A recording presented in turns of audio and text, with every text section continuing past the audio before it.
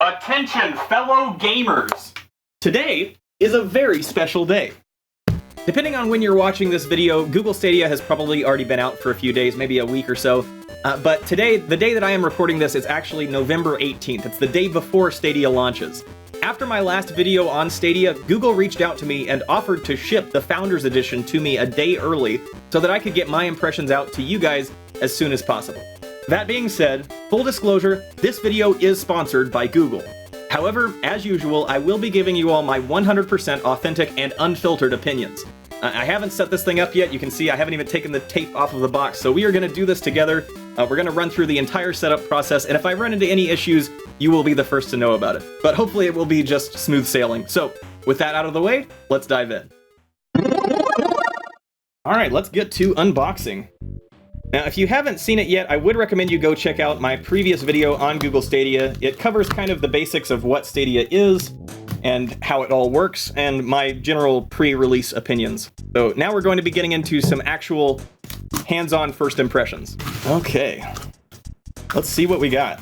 It's kind of funny having what feels like a new console launch, but instead of having a giant bulky box, we just have this. Here it is, the Stadia Founders Edition. And I've got my name here on the side too. Look at that, Nintendo. That's pretty sick. All right, let's see what's inside. I have an idea of what to expect, but... oh baby, there it is. Okay, so if you missed it, the Founders Edition comes with this exclusive night blue controller. And so if you are watching this video now, it is too late to pick this thing up. Sorry, you missed out. The collector and me just had to pick up the Founders Edition because I was super excited about that. I'm a sucker for special edition controllers or consoles or anything. You know what's funny is I actually demoed Stadia at E3 this year, but when I got back I realized I didn't even think for a second about what the controller felt like when I was playing the demo. I was playing Doom Eternal and I was so involved in the game I wasn't even thinking about what I was playing with. But I guess that's a good thing, in as much as it was comfortable enough that it didn't feel unfamiliar. And I've got to say, all things considered, it's pretty solid. I like this a lot. Okay, well let's dive in deeper and see what else we can find. All right, so here is our power adapter and a USB-C cable, and I'm assuming some instructions here. Okay, so we've got some stickers in here too. That's pretty cool. Pretty cool. All right, getting started. We've got a big fold-out manual. So here's our AC adapter and our very nicely wrapped USB-C cable. Oh, here, you guys ready for some ASMR? We have one of these plastic covers on the front of the Chromecast. Here we go. There it goes. Let's see if I can focus this. So here is the Chromecast Ultra.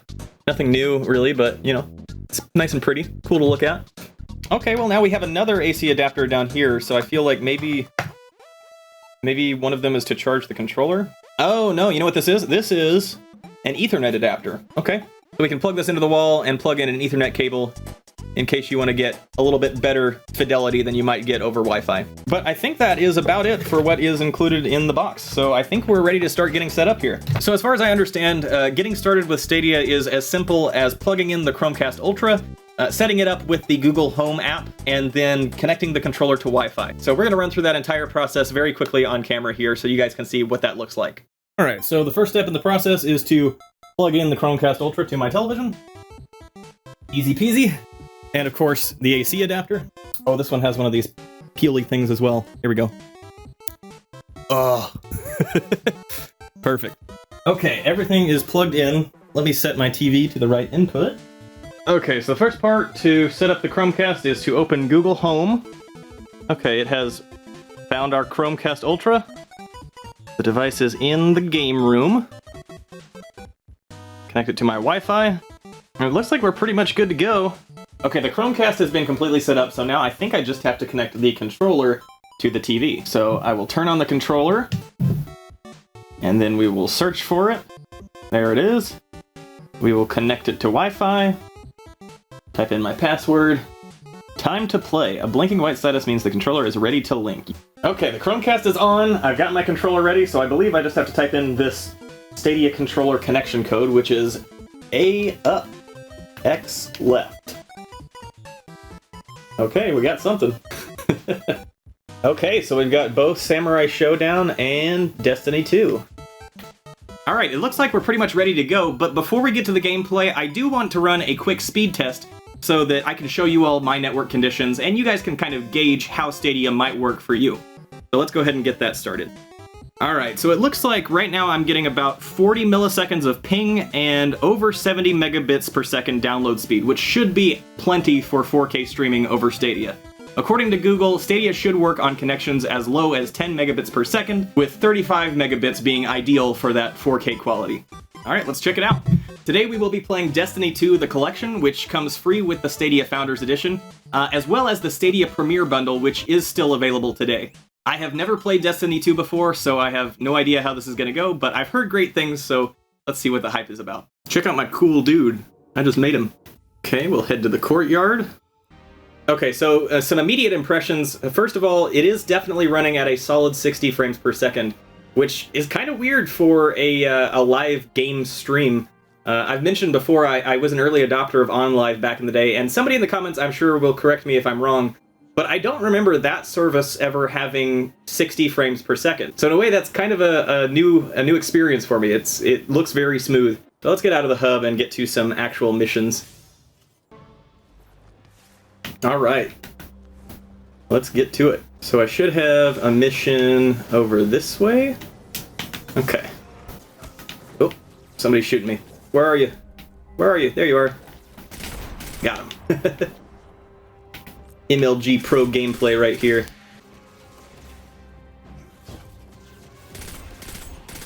Ooh. Oh, there you are.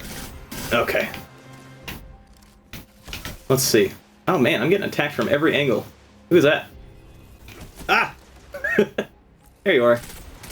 Get out of here. Bam. I've got to say, I'm pretty impressed so far. I would have expected launch day to be the worst possible day for performance, just with everybody hopping on the service at once. I would expect that to be the case with any web service. But it seems to be running very responsively. I don't see any compression artifacts, even when I like spin around really quickly. Don't want to do that too much, I'll give you a headache. But yeah, it seems to be working about as well as advertised. Color me impressed. Okay, we got a big bad ship coming at us now. I'm sure there are people in the comments who have played Destiny before and are looking at me like an idiot. It's okay, I'm learning. Alright. Oh, you snuck up on me. Oh gosh, okay. Alright, we're safe. You know, another thing I think is kind of interesting, and I'm sure this is game specific, but I don't notice any particular aim assist, but I'm still able to hit my targets as intended, which indicates to me that the latency must not be all that high. We will test the latency here in just a second. Man, I cannot get a break. Maybe that grenade will help. There we go. And I've got to say, this is my full and honest opinion. I'm not being swayed by the sponsorship or whatever. Like, I would be hard-pressed to tell that this was not running on a local machine. It really does seem to be just about as good as advertised. Oh no, I threw a grenade in close quarters. That's like FPS no-no number one. Oh, can I? Yeah, there we go. Let's do this. It's like an ultimate. Ha-ha! Ah! No, I'm gonna die. Oh no, oh no, oh no, oh no. I'm getting out of here. Okay. Well, I think I've gotten in over my head. I'll need a little bit more time to practice off camera. Now, I know the biggest concern you guys are going to have is latency. When I press a button on this controller, that input is sent over Wi-Fi to my router, through my modem, through my internet service provider, to the Google data center where the game is actually running, and then that video feed is sent back over the internet, through my modem, through my router, over Wi-Fi to the Chromecast, and finally to my TV. So let's go ahead and measure exactly how long it takes for that data to make that round trip. Fortunately, I don't have some fancy slow motion camera, but I do have my cell phone here, and my cell phone does have a slow motion mode. So I'm going to go ahead and hit the jump button on my controller and use the slow motion feature of my phone to see exactly how long it takes for that data to make the round trip. So here we go. Hey everybody, just a quick word of warning here. The next scene does have some flashing lights due to some LED bulbs in my game room, so if you're prone to seizures or have any sort of sensitivity, please do skip ahead in the video about 30 seconds. Thanks.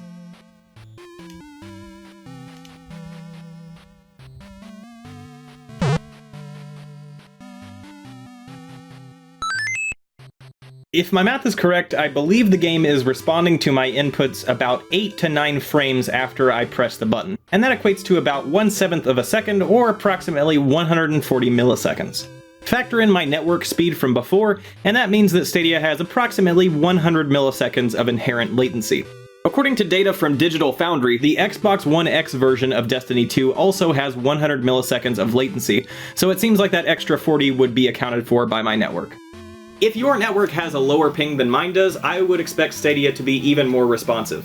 But as it stands, if you have current-gen consoles and you don't notice input lag there, you'll probably be fine. If you're very attentive to that sort of thing, you may notice it, but personally I've gotten used to the additional 40 milliseconds of latency in about 10 minutes. Now, one thing that is a bit concerning or confusing for me is it does look like the game is capped out at 1080p. I'm not getting that 4K signal that has been advertised, and that lines up with some reports that I've been seeing around about Destiny 2 specifically being locked to 1080p at launch. To be clear, Stadia is transmitting a 4K video signal, but it seems like the game itself is internally locked at 1080p. It seems odd to me that they would market this top-of-the-line 4K experience, and yet on launch day, the kind of flagship title is at a lower resolution. However, the upside is, because you don't have any physical hardware to buy, Stadia can constantly improve, and I don't have to pay or do anything to get those additional benefits. So it may be that Bungie updates the game in, a few weeks' time with that 4K resolution. It's hard to tell at this point. I'll keep you guys updated on social media if there's any more developments. Now, before we move away from Stadia on the TV and move over to the browser, I do want to give you all a few first impressions I have about the controller itself after using it for a little while. Now, comparing the Stadia controller to the big three on the market today, it definitely resembles the Nintendo Switch Pro controller and DualShock 4 the most, with the ergonomics matching up with the Nintendo Switch Pro controller, and of course the analog stick layout of the DualShock 4.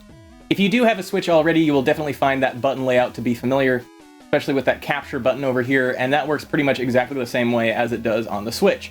If you hold it, you get a video clip. If you just tap it, you get a screenshot, which can then be viewed in the mobile app.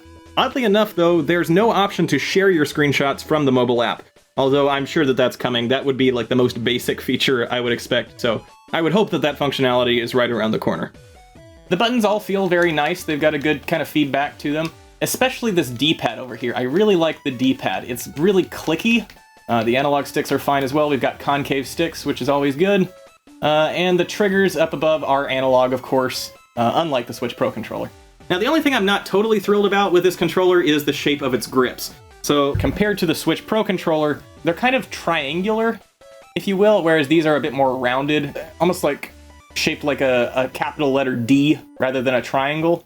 It kind of digs into the sides of my hands here just a little bit, so I almost feel like I have to hold it from below rather than the Switch Pro controller, which I kind of hold from above, if that makes any sense. So, yeah, one minor gripe with the controller, but otherwise, it's all on point. It's got a good weight to it, and I feel like this is a good competitor to the big three. So that's about it for the controller. Let's go ahead and move over to the PC and see how Stadia works on the desktop. Okay, now because I am already logged into Google through Chrome, apparently all I have to do is go to stadia.com, and we're in. Cool. I appreciate how quick and responsive that is. Very convenient. Okay, wow, yeah, this immediately feels even more responsive than the TV, probably because it's no longer at the mercy of my television's refresh rate. Here, let me just give you guys an idea of the kind of latency we're working with here. I'll probably put like a picture-in-picture view or something to let you see the space bar and the game capture, so you can see here.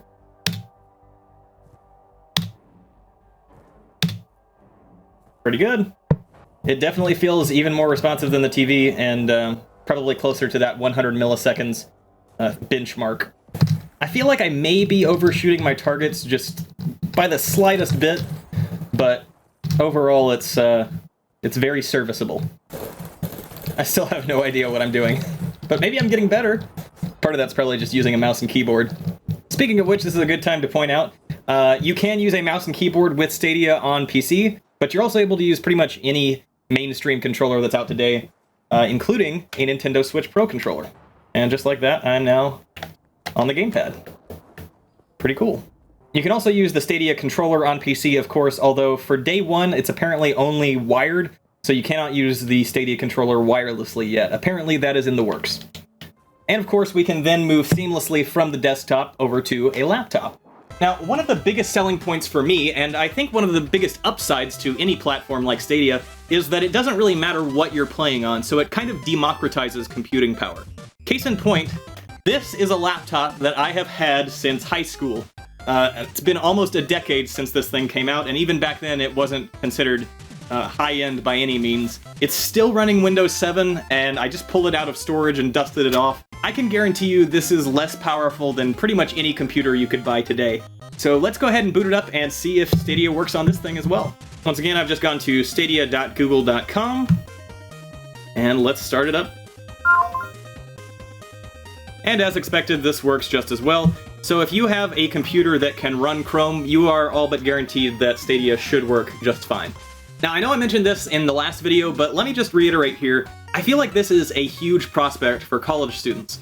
If you're in college right now and you have access to a computer and an unlimited broadband connection, when Stadia Base launches next year, you will have access to a platform which can play current AAA titles with no additional investment. So, like I said, I feel like that is pretty big for college students.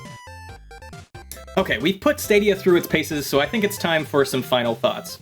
Is Stadia right for you? Well, let's think about this for a second. With many of its flagship features not available on day one, this definitely does feel to me kind of like a beta or a soft launch. The biggest bummer is definitely learning that some of the games are not yet rendering at true 4K, even with the Pro subscription. If you're interested in Stadia, but you've already got a PS4 Pro, an Xbox One X, or a beefy gaming PC, you might want to hold off until it's time to make an upgrade. But on the other hand, the beauty of a platform like Stadia is that the experience is always improving, so you'll never have to pay for hardware upgrades or updates. If you want to get in early and start building up your game library, then I'd recommend you pick it up now. What's most impressive to me about this whole experience is this is pretty much exactly what I saw when I demoed Stadia at E3. And now that I'm at home, I'm certainly not sitting 2 blocks away from a Google data center. The bottom line is, Google Stadia is the most impressive cloud gaming solution I've experienced thus far. I was a fan of OnLive back in the day. I've played plenty of titles over PlayStation Now. I'm in the NVIDIA GeForce streaming beta. From my perspective, it seems like Google Stadia is the most promising of all these platforms. If you had put this in front of me 2 years ago and told me it was streaming over the internet, I would not have believed you. It looks and feels shockingly close to playing games locally. And in that regard, Stadia accomplishes exactly what it set out to do. If you'd like to get in early and start building up your Stadia library, go ahead and click the link in the description or my pinned comment down below to pick up the Stadia Premier Bundle. That includes a controller, a Chromecast Ultra, 3 months of Stadia Pro, and the Destiny 2 collection. Over a $200 value for $129. And once again, I want to give a huge thank you to Google for sponsoring this episode. But now it's time to hear from you guys. Let me know down in the comments below what you thought of the video, and if you'd like to see any additional impressions, tutorials, or other general Stadia content in the future. I'd be happy to hear from you. As always, if you did enjoy the video, please do consider subscribing to Nintendo for all sorts of cool gaming content, and otherwise, I'll see you next time. Bye!